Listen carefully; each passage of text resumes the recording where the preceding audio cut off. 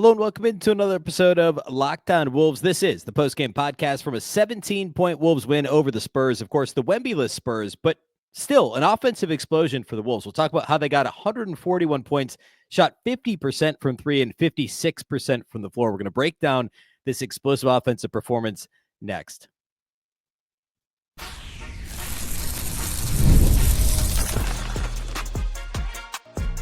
You are Locked On Timberwolves, your daily Minnesota Timberwolves podcast. Part of the Locked On Podcast Network, your team every day. Hello and welcome to the Locked On Wolves podcast, part of the Locked On Podcast Network, your team every day. My name is Ben Beecken. I'm the host of Locked On Wolves. Today's episode is brought to us by FanDuel. Right now, new customers can get $200 in bonus bets when your first $5 bet wins. Happy Monday, everybody. Hopefully you had a fantastic weekend. It's a victory Monday after a big Wolves win over the Spurs on Sunday night. The fifth consecutive win for Minnesota. We're going to break that down today. It's the postgame pod. We're going to talk all things Wolves offense in this one. Yeah, the defense wasn't great. We'll talk about that too, but they did score 141. So a lot to break down in a well-rounded offensive performance for Minnesota. All that is coming up on the show today. A big thank you off the top for making Locked On Wolves your first listen every single day. Of course, this show is free and available everywhere.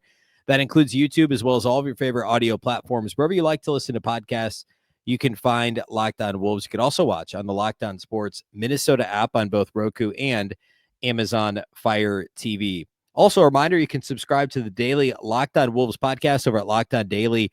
Nope, you can subscribe to the newsletter at the LockedOnDaily.com. It's Locked On Wolves podcast newsletter, which will be one-stop shop for all things Wolves Monday through Friday in your inbox, and also some great national NBA content as well. Again, subscribe at LockedOnDaily.com. It'll be in your inbox every day, Monday through Friday. All right. Let's talk Wolves Spurs. This was a really strong performance for Minnesota. Friday night against Miami, not as much. That was a bit of a hey, they barely escaped this game against, obviously Miami's a little bit better, I think, than their record. They're going to make the playoffs in the East. It just wasn't a great Minnesota performance on Friday night. They squeaked out a victory.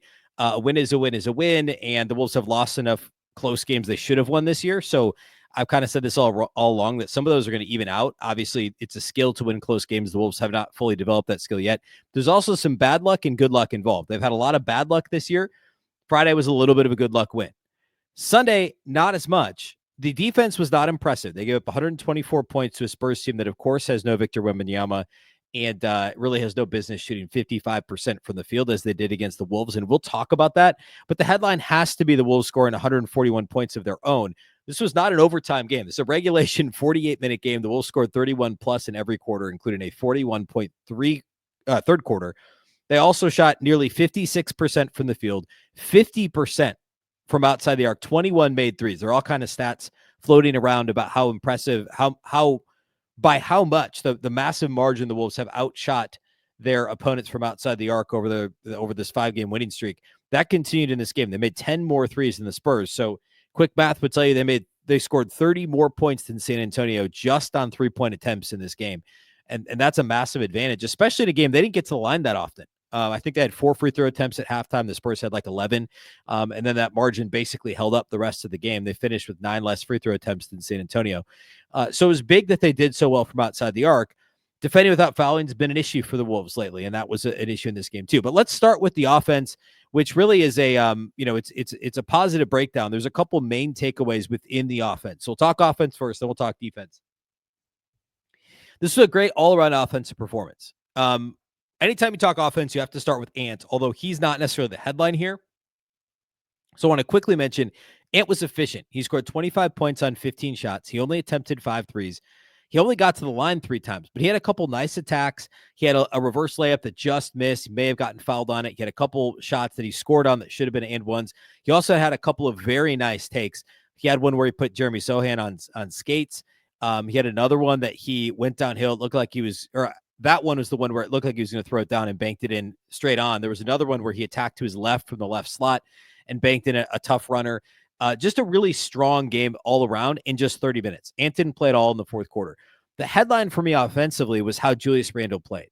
And he's coming off another near triple-double on Friday night in Miami. In this game, he had 14, 10, and 7. He got the 10 assists. He only had 7 rebounds.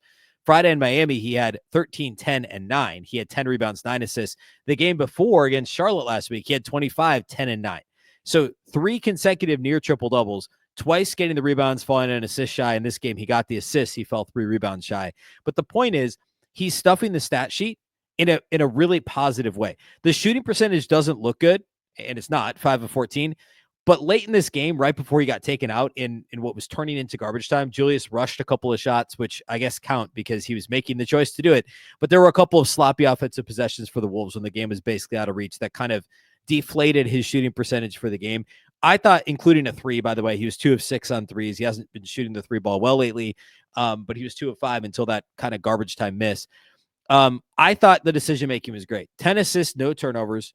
He was passing out of the post. He was getting post-up opportunities, dribbling into the paint and kicking passes out. He was passing off the drive. He was being a point forward as he likes to do. Again, well-rounded. I thought the way he was finding teammates was really smart. And there were a couple passes that I don't know that we would have seen him make. Let's be honest. More than a couple of passes that I'm pretty confident we would not have seen him make back in November, December. And they looked second nature to him in this game. The Wolves legit ran a bunch of offense through him. I should point out, well, actually, no.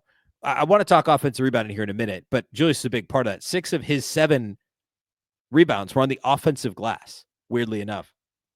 But he was active. Like, that's huge. The activity level for him, and I don't know if it's a chicken or the egg situation. I don't know if it's the activity level feeds into the other stuff, or if the activity level has increased because everything else is going well for Julius Randle since he's come back from the injury. I shouldn't say everything else because he's not shooting the 3 well. And 5 of 14 is not a great shooting night.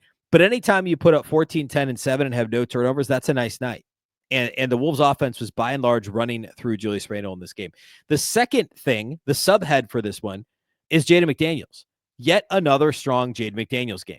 16 points on 7 of 12 shooting, 7 assists for Jaden McDaniels, 2 of 3 on threes, 4 rebounds, 2 steals, and only 1 turnover for Jaden McDaniels. He had 13, 6, and 4 against Miami. So since these guys have started to come back, since Dante and now more recently Julius and now Rudy have come back, the usage has gone down just a little. We're talking like last week, just prior to this winning streak, he was shooting the ball 15, 15, 16, 18, 16 times a game. We talked about that, but he had 6 straight games with 15 or more field goal attempts. This week, during this 5-game winning streak over the past week plus, he's only attempted 15 or more shots one time, and that was the Charlotte win when he had 29 points. But he was 7 of 12, 2 of 3 on threes, 7 assists, which is the most assists he's had in a game, I believe, all season. I'm just scrolling through the game log. I'm pretty confident. Yeah, it looks like his previous season high for assists in a game was 5. So he had 7 in this game. And San Antonio tried to guard him with Chris Paul early in this game, similar to what we've seen other teams do, put their weakest defender, their smallest defender on Jaden and just kind of see what happens, which may happen less frequently now that Rudy's back on the floor, or at least when he's on the floor with Rudy. But San Antonio tried to do it, and Jaden attacked it. And then when the other guys stepped up, he passed out of it to the tune of 7 assists and only 1 turnover in this game. For him to also contribute 4 rebounds, 2 steals is great. The judicious 3-point shooting is really nice to see as well. We've seen the number of his attempts come down recently, which is a good thing, especially when he shoots 2 of 3. I think there was only like 1 or 2 forced shots of that weird like leaner he likes to shoot, but it's become such a good shot for him that it's not an issue when he shoots them. So I think Julius Randle and Jaden McDaniels in a well-rounded offensive game, for them to combine for 30 points, 17 assists, and just 1 single turnover is awesome. I mean, those are the second, and now apparently Jaden's like the 3rd offensive option in this offense. I mean, he was 3rd in field goal attempts among starters. Like, if you look at the starters, he's an option ahead of Rudy Gobert most nights now, most likely, and certainly ahead of Mike Conley. But to get that kind of a night when Ant still had a good game, but he didn't need to go off. He didn't need to score 35 in this game for the Wolves to win. That's huge. I mentioned offensive rebounding kind of in passing earlier. I want to dig back into that because that fed into the open threes thing, which they got a ton of open threes, and then also the reintegration of Rudy Gobert to the offense, which went surprisingly smoothly in this game. And then I want to talk about the defensive issues, and then we'll close with individual studs and duds. We'll do all that here next. Today's episode of Locked On Wolves is brought to us by our friends at DoorDash. NBA fans, get ready. They swoosh, you save. Thanks to Dash Pass, every time a player drops 50 or more points in a game, you score a huge deal the next day. It's simple. When any player scores 50 or more in a game during the 24-25 NBA regular season, Dash Pass members get 50% off an order up to $10 off the next day from noon to midnight. I believe just last week, SGA had a 50-plus point game. There's a few ways you can take advantage of this deal. Perhaps the day after an epic 50-point performance, you can celebrate by ordering wings, pizza, or burgers from your favorite spot. Get them delivered straight to your door. Maybe you just want to have late night cravings. Maybe you're staying up late watching highlights the next day, or you just need a midnight snack. Use Dash Pass to grab something delicious while saving big. Again, sign up for Dash Pass and be ready to save. When any player scores 50 or more in a game, Dash Pass members get 50% off an order the next day, up to $10 off. Just use promo code NBA50 from noon to midnight after a 50-point game on eligible orders at participating merchants. Must have an active Dash Pass account. Terms apply. Visit DoorDash to learn more.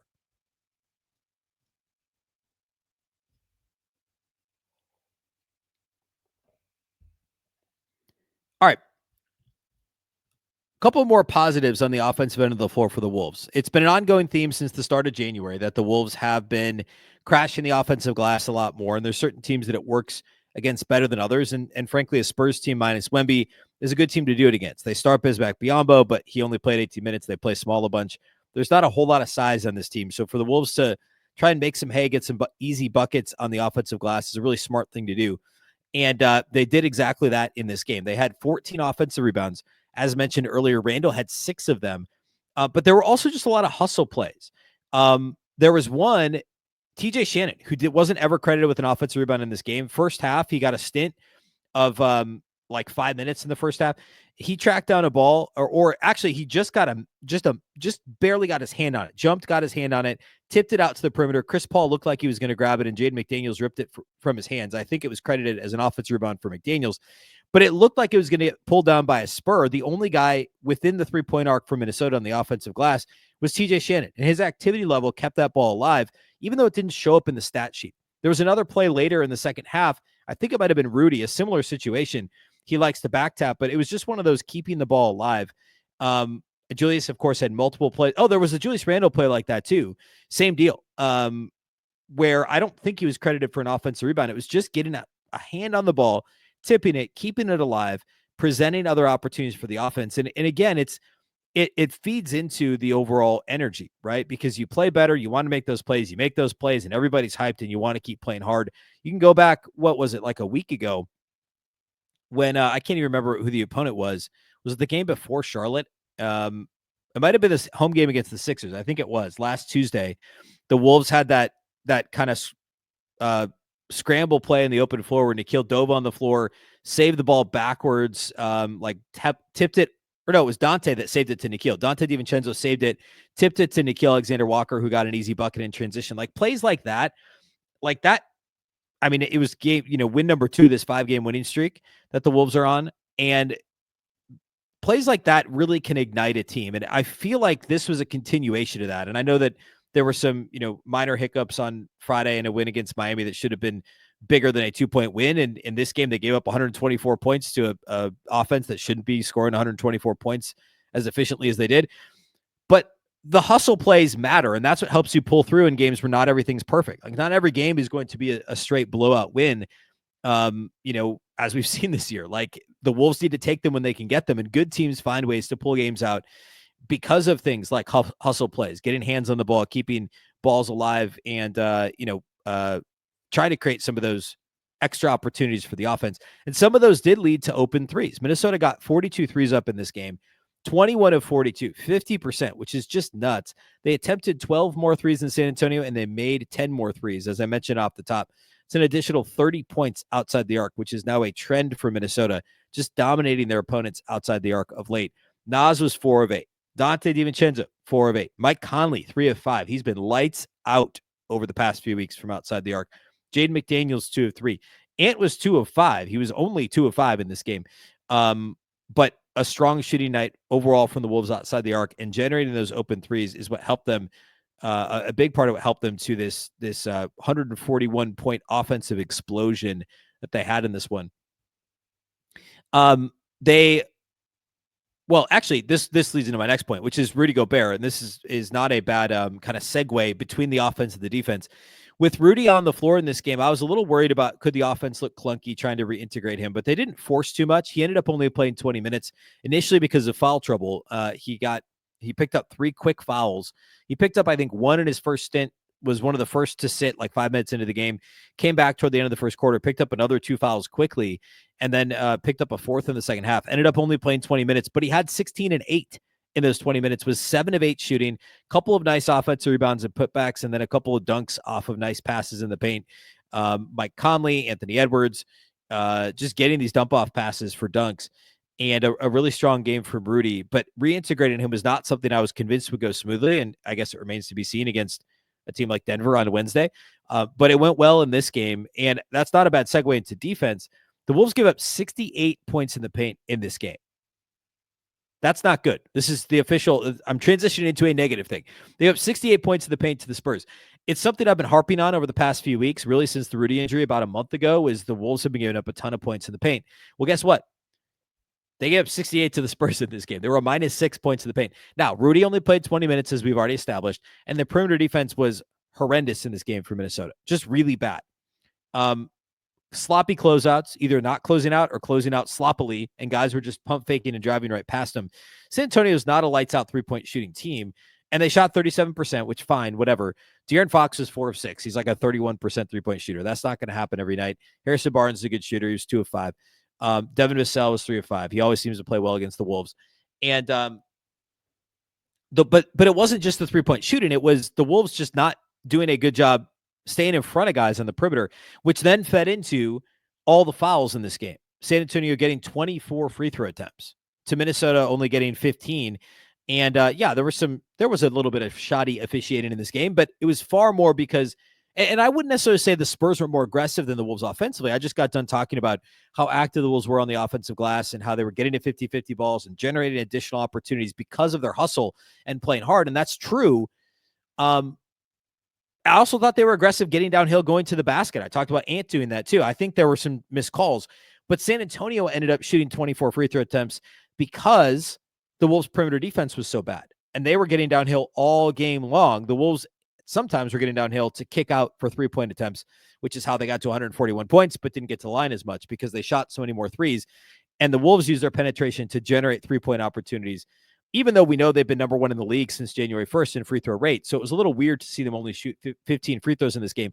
In a game with both Ant and Rudy on the floor, who are their top free throw rate guys, they combined to only attempt 5 free throws in this game. So yeah, there were some missed calls, but the Wolves' perimeter defense being as poor as it was in this game is really what led to San Antonio attempting 24 free throws.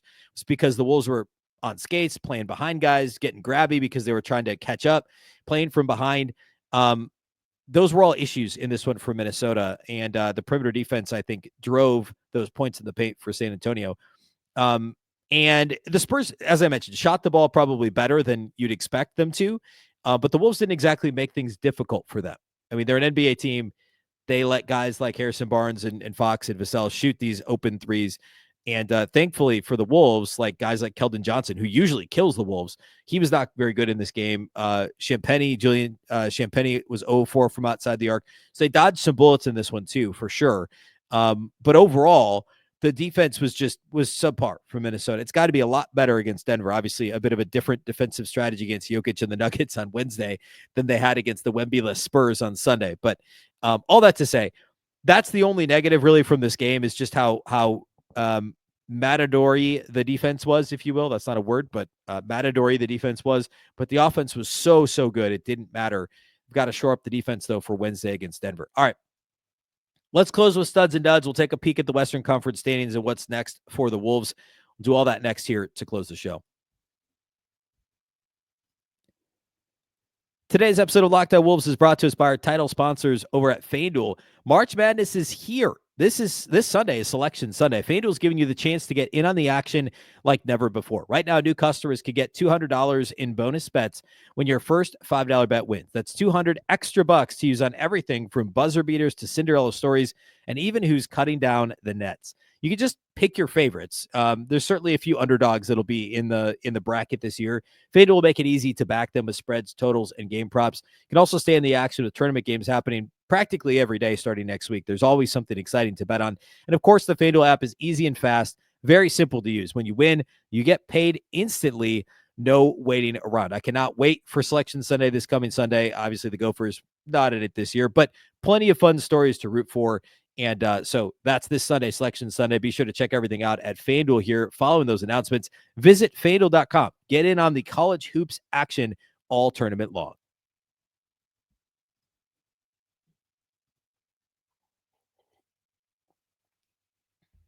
All right. Let's talk studs and duds from this one. I'll tell you what, pretty much everyone that's on the floor played well for Minnesota. We didn't even talk about Naz Reid really. But actually, I don't know. It's tough.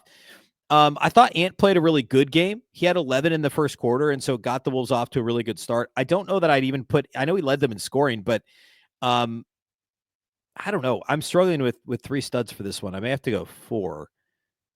I may break my rules here and go 4. I don't know. If I had to pick 3, I'll start with my top 3. I already talked about 2 of them. Julius Randle and Jaden McDaniels were great. Again, Julius Randle, 14, 10, and 7. Only shot 5 of 14, but the 10 assists, no turnovers. The activity on the offensive glass, the want to in this game from Julius, the hustle plays that he made. There was a hustle play that he grabbed an offensive rebound before it went out of bounds that ended up leading to a Naz Reid three-pointer in the first half. Got a nice hand from the crowd after that one. There were a couple other plays like that for Julius too. Just night and day from what we saw early in the season. And you know, is it going to be a consistent thing for Julius? I don't know, but it's trending in the right direction. And he was great in this game. Jaden McDaniels, 16, 7, and 4, plus 2 steals, only 1 turnover, 7 of 12 shooting, 2 of 3 outside the arc. He also gets a stud. That's 2. My third one's probably Naz Reid. We haven't even talked about 20 points, 7 rebounds, 4 assists, 2 blocks for Naz, 8 of 15 shooting, 4 of 8 outside the arc. Very nice to see him shoot the ball so well after struggling shooting the basketball here in recent weeks. And now moving back to the bench too with the return of Rudy Gobert, to see him play this well off the bench with that shift was really, really nice to see. A well-rounded Naz Reid game, to be sure. Those would be my top 3 studs. And if I was cheating and going to 4, I'd go Ant. 25 points on 10 of 15 shooting, did not need to play the fourth quarter. Nobody had to play more than 30 minutes for Minnesota, which is nice for as many games they played in the last week, and they have the next 2 nights off. Ant was 2 of 5 on threes, 3 of 3 at the line, 3 assists, 3 boards, 1 steal, 3 turnovers for Ant in 30 minutes. Should also mention Dante. He'd be next on the list. He had, I said multiple times, it's a well-rounded scoring performance for Minnesota. DiVincenzo had 17 points on 6 of 10, 4 of 8 shooting, hit a couple of bombs, catch and shoot in the first half, and a couple of bombs off the dribble in the second half. I think it was 2 of each, if I'm not mistaken. And really, really looks comfortable. Huge for Minnesota here in the final stretch of the regular season. I actually don't have any duds. Like Mike Conley was very good. 5 assists, no turnovers, 5 boards for Mike Conley, 13 points, 3 made threes. One of them was kind of a end of shot clock heave, at least one of them. Like just looks very comfortable. Talked about Rudy. He played well. Nikhil was good. He didn't score much until late in the game, but he was good. Jalen Clark played some rotation minutes in both halves. TJ Shannon played rotation minutes in the first half before coming in midway through the fourth, or I guess later in the fourth quarter. They all played well. I thought everyone played well. No duds for this game for Minnesota. Garbage time, not much to say about that. Josh Minott had a couple of great moments, a nice block, a nice activity on the offensive glass, and then he missed a shot in the paint. He also threw the ball out of bounds, which wasn't entirely his fault, miscommunication with Dillingham, and then he had an Olay moment on defense. So it was a full Josh Minott experience. In 2 minutes, he had like 2 great plays and 2 bad plays. Like, I don't know what else to say anymore about Minott. And sure enough, he had 2 stocks, right? 1 steal, 1 block in 2 minutes. And I thought he had an offensive rebound, but I guess maybe it was just he was in there fighting for it. Luka Garza ended up with the bucket on that particular play. But Dillingham also had a bad turnover in garbage time. But anyway, a nice performance from Minnesota overall. Hard to complain about scoring 141 and shooting 56% for the field, 50% for 3, and 93% for the line. Really nice to get this one and put it away relatively early in this game too. or at least early enough that there was some garbage time. Next up for the Wolves, they have they have the Nuggets on Wednesday night. And that's a national TV. It's an ESPN game, 9 p.m. Central Time at Denver, so 8 p.m. Mountain Time. And nice to get 2 days off here after a rough, a rough overall patch of the schedule for Minnesota in terms of not as much opponents as frequency of games. I mean, a couple of back-to-back shortly after the All-Star break. They had Tuesday, Wednesday last week, and then Friday in Miami, the one-game homestand against Philly. This is also one-game homestand against San Antonio, but nice to get a couple days off at Denver Wednesday, then home for a 4-game homestand and 6 of the next 8 at home. I know they haven't been as good at home as they have on the road this season, although it's been better lately. They had the OKC win right before the All-Star break. They've had the Philadelphia and San Antonio wins here most recently after the All-Star break. And prior to the All-Star break, they'd won the last 3 of that 5-game homestand when they beat Chicago, Houston, and Portland. So trending in the right direction at home, and also their opponents they should beat. Orlando, Utah, Indiana's a little tougher, and then 2 against the Pelicans, both at Target Center. That really should be a 5-0 homestand. You maybe give them 1 loss in there because it happens, so 4-1, fine. But like if they beat Denver Wednesday, I mean, they will be favored in those next 5 games. So we're talking about the potential, and I don't want to get too far ahead of ourselves, but a 10 or 11 game winning streak is absolutely on the table if they could take care of business when they're supposed to take care of business here moving forward. So, which is super important because turns out they're still 7th in the West. Even with this 5-game winning streak, Golden State's won 4 in a row right in front of them. They're only 1 back in the loss column. They're virtually tied because they've played 2 more games. They've won 1 more game and lost 1 more game than Golden State. So they're in a virtual tie for 6th in the West. And then there are 3 back of Houston for 5, and they're only 4 back of Memphis for the 4th place in the Western Conference, which my bold prediction at the All-Star break was that the Wolves would get to 4th in the Western Conference, which is obviously going to be really hard to do. I also thought there was a chance they'd go 21-6 in the second half. That seems pretty unlikely because they've kicked away a couple of very winnable games. What are they so far in the second half? I like to keep checking in on this. Yeah, because they kicked away. They've already lost 4 in the second half because they kicked away the Utah game. That was a tough one. And I mean, the other 3 are all games they easily could, Houston, OKC, and LA. So they've already lost 4. So since the All-Star break, they're now 6-4 since the All-Star break. But again, mostly losing close games. So moving forward, there's a real shot. Like, I get it. The 4 seed's tough. That's going to be a tough thing to get to at this point with, what do they have? 16 games to play to gain 4 games in the standings on Memphis. But could they get to 6? Absolutely. They're virtually tied for 6. Could they get to 5? They're only 3 out of 5. Absolutely possible. And remember, they've got a lot of these tiebreakers in the West, too. We'll break that down here this week. We'll look at all the tiebreaker scenarios for Minnesota. But a lot of winnable games upcoming for the Wolves. As long as they keep playing like this, for the most part, they win any close games they find themselves in, steal some rest minutes here and there with some garbage time wins that allow for some garbage time. That'd be a really, really good thing for the Wolves. All right. That's all we got for you today here on the show. Of course, I'll be back tomorrow on Tuesday. We'll break down some of those tiebreaker scenarios. We'll talk a little bit about some of the lineups now that Rudy's back. Like, what are some of Rudy's best lineups? Let's kind of revisit this thing. What are the Dante and Rudy minutes look like now that apparently Mike Conley's back in the starting lineup? How might Chris Finch stagger these lineups moving forward? We'll break all that down. And then Wednesday, we'll get you ready for Wednesday night's matchup against the Nuggets. It's been a minute since we've seen Denver, and they've been playing great here lately. They did lose to OKC on Sunday, but overall have been playing really, really well. Currently in the 3 spot, or actually tied for 2 with the Lakers in the West. So we'll break down that matchup on Wednesday as well. A big week upcoming for the Wolves. Big thank you for making Locked On Wolves your first listen every single day. Of course, this show is free and available everywhere. That includes YouTube, as well as all of your favorite audio platforms. Wherever you like to listen to podcasts, you can find Locked On Wolves. You can also watch on the Locked On Sports Minnesota app on Roku and Amazon Fire TV. A reminder, you can subscribe to the daily Locked On Wolves newsletter at LockedOnDaily.com. It's one stop for Ultimate Wolves and NBA coverage delivered right to your inbox. Sign up for free now. Again, that's LockedOnDaily.com. Of course, the Locked On Wolves podcast is part of the Locked On Podcast Network. Remember, the Locked On Network is your local experts on all the biggest stories. Once again, I'm Ben Beecken. This is the Locked On Wolves podcast, and we'll catch you next time.